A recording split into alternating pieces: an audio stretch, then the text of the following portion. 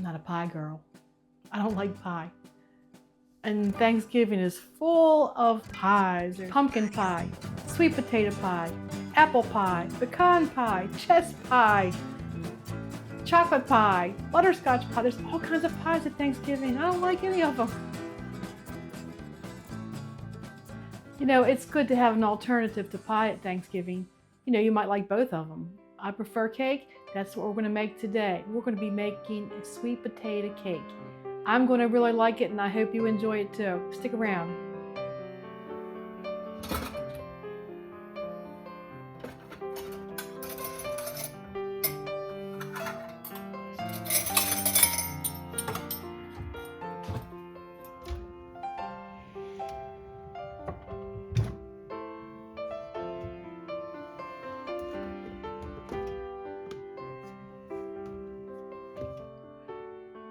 We're going to start by getting our dry ingredients together. I've got a medium-sized mixing bowl and my whisk.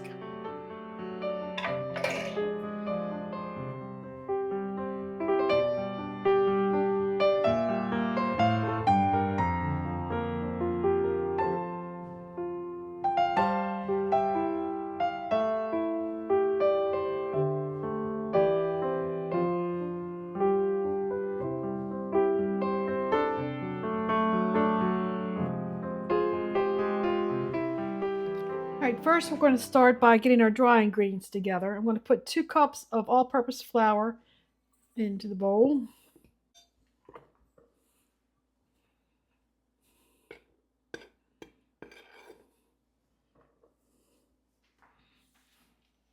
Next, we're going to have 1 tablespoon of baking powder.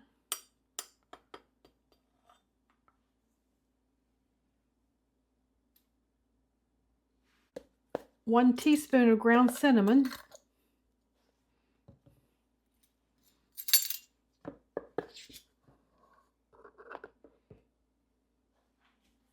One teaspoon of allspice. Whoops, that's a new one. I've got to take the lid off of that one.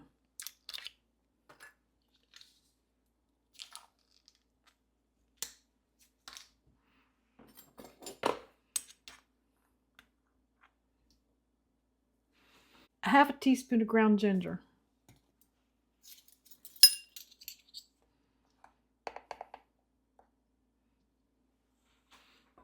And a 1/4 teaspoon of salt. All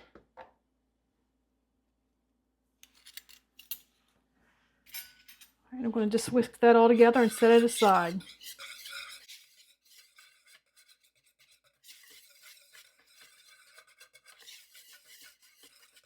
We're going to cream our butter and sugar now. I've got 2 sticks of butter, which equals to 1 cup. And it's nice and soft. We're going to cream those together with the sugar. And that's going to be 2 cups of sugar.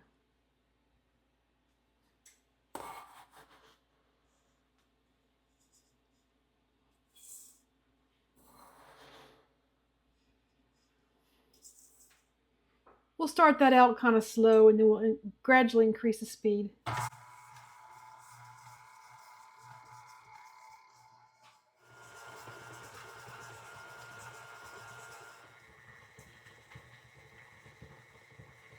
So yesterday, when I was making the video, I inadvertently did not record putting the eggs in. Right here is where you'll want to put in 4 eggs in the batter. You're going to break them into a separate dish and pour them into the batter one at a time, mixing in between each one. Let's add in some sweet potato now. My can's about 2 times too large, but you're going to need a 21-ounce can of sweet potatoes, and I am just going to put about half of mine in there because it's 48 ounces. All right, that looks good. We're just going to mix that up a little bit.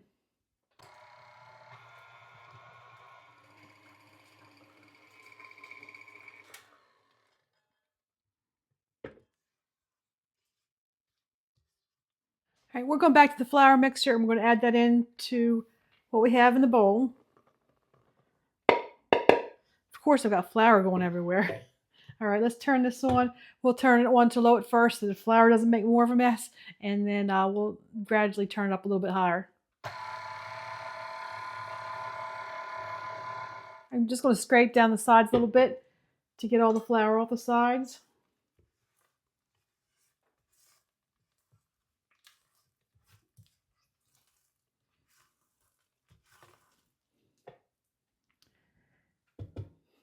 And then mix a little more, but we're not going to mix it a whole lot, just to make sure all the ingredients are together.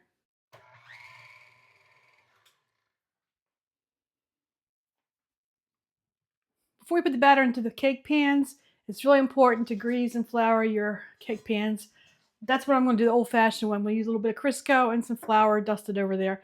You can actually buy that all ready together in the grocery store now. You can buy a baking spray that has flour in it, and that'll work well too. But I don't have any of that at home, but I do have some Crisco and some flour. So I'm just going to take my paper towel, dab a little bit, and spread it around. You don't need a whole lot, just a real thin layer. But you want to make sure you get all the spots covered, especially around the corners where the top meets the bottom. This is going to take two cake pans, two 8-inch cake pans.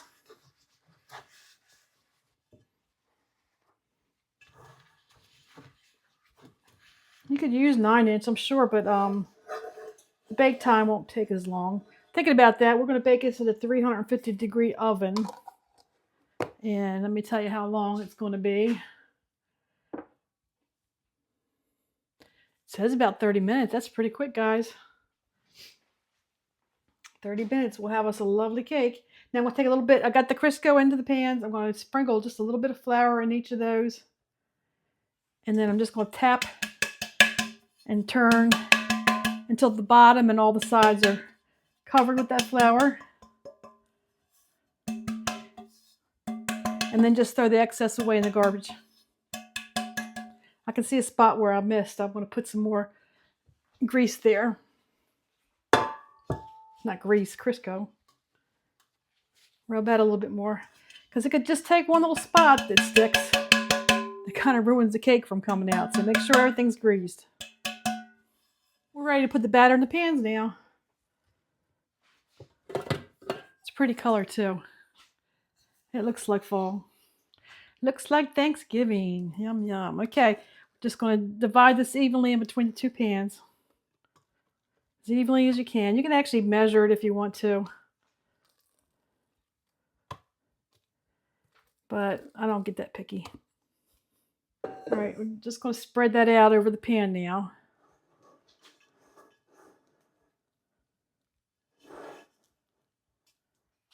Okay, I'm going to pop these in the oven for 30 minutes. It's a 350-degree oven that's already preheated.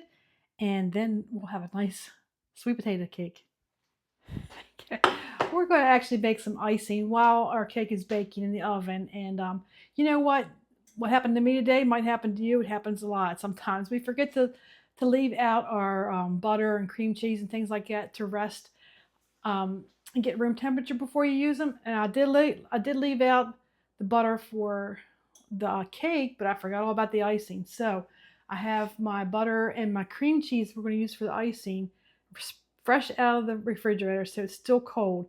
And let me give you a trick to doing this in the microwave without it melting and burning, hopefully anyway. So we're going to put this in the microwave. It's got to be on like a 50% power though. You can't put it on full power. It's going to melt your butter and your cream cheese. So put it on a 50% power and do it like at 30-second increments and increments. Do it at 30-second increments. Check it and see if it's softened or not. And it should work. If you go too long, it's going to melt though. So I ended up doing mine for 2 minutes. The cream cheese is really softened. The butter not so much, but I think it's going to work. Let's try it. We got some leftover cake on my mixer here. If you don't have a stand mixer, you definitely can use a hand mixer. Probably even a wooden spoon if you needed to. All right, so I'm going to use the whisk attachment for this. It might stick to the butter and cream cheese right now, but it'll be nice when we add the confectionery sugar. So I'm just going to get this all mixed together.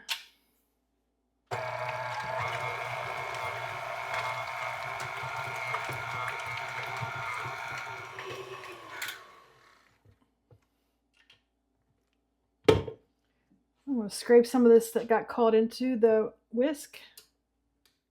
All right, scrape down the sides.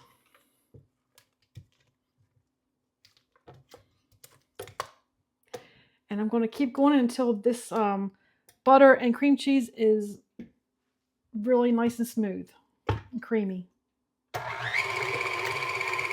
Now that was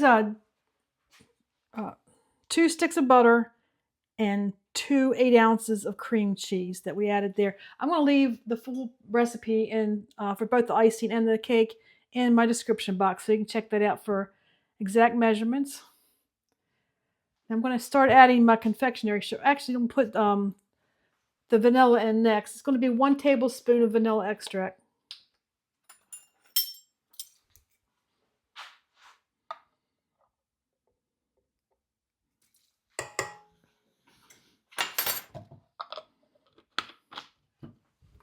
Let's give that a stir. All right, now I'm going to add the sugar a little at a time. Try not to be messy this time.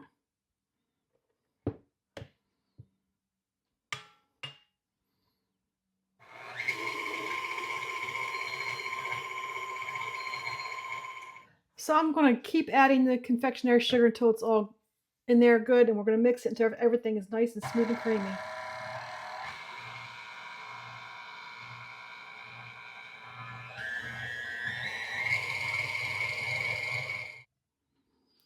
think we can add the rest of it in now.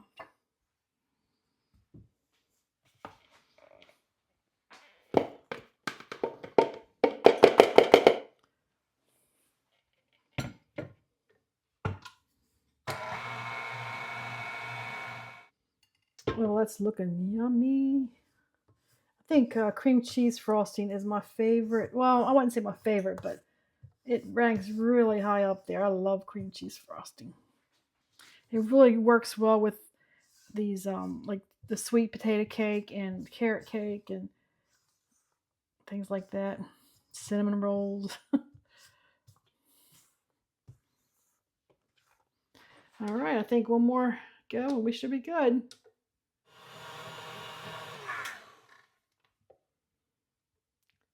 And look at that good lusciousness. It's a nice icing.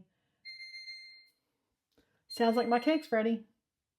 Okay, guys, these just came out of the oven, and they smell so good. I love those fall spices in there. I did have to cook them.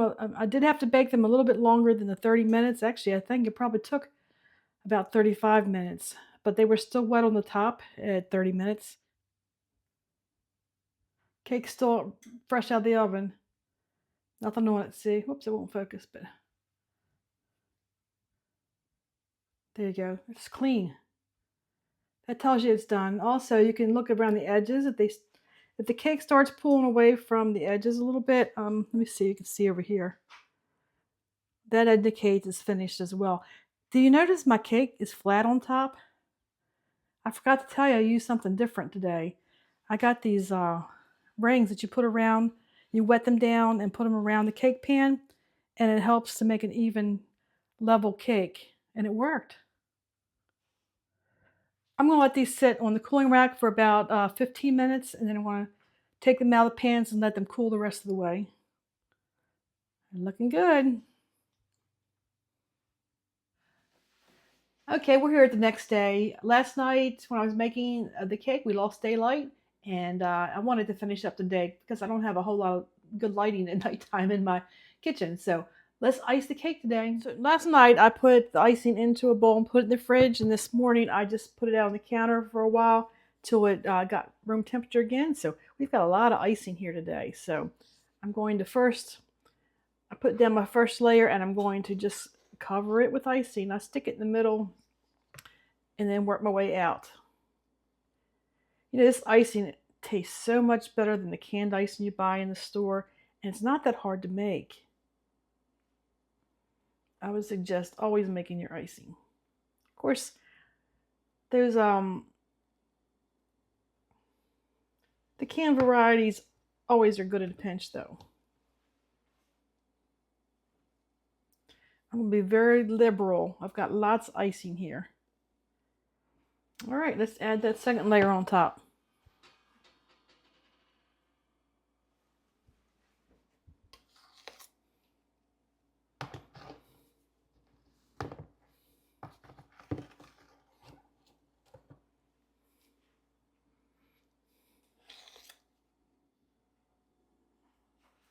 All right, I'm going to finish up here and I will be back.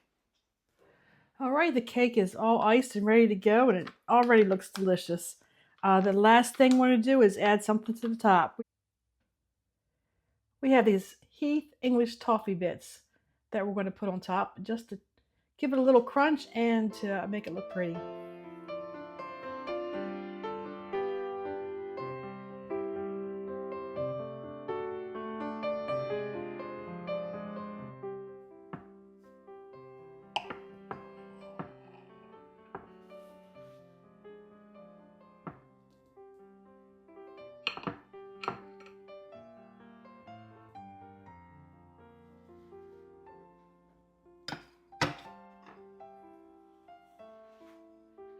This is going to look nice next to your pumpkin pies. All right, Ron. Yes? I know how much you love pies. Yeah. And you know how much I don't love pies. I know you don't. Because very seldom see them around here. That's all right. Anyway, today I've made an alternative to pumpkin pie. It's a sweet potato cake. Okay. I think you're going to like. You're still going to want your pie. I know you're going to want your pie at Thanksgiving. Yeah. Pumpkin pie especially. Well, I've had sweet potato pie before. Yeah. Yeah. Well, hopefully this will bring back some of those flavors, and that you'll enjoy this as much as you like the pie. Okay. I'm going to like it better than the pie, though. Yeah, because you like cake. Yeah. Okay, let's try. Well, first of all, it looks really good. It looks really moist even looking at it. I know. It was moist when I was cutting it, too, but still firm. Moist but firm.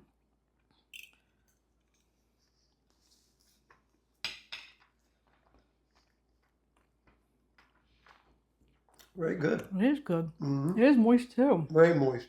Yep. Yep. And definitely a keeper. I think this is going to be a great addition to our Thanksgiving dessert. Celebration, yeah. Yeah. Yeah. For people who don't like pie. Yeah. Or even if you do like pie, right? Because, like I said, I've always liked sweet potato pie right up there with pumpkin pie. This is pretty good. All right. Good job, hon. Very good. Thank you. I think I'm going to finish it. What do you think? Yeah, I'll finish mine too. Okay.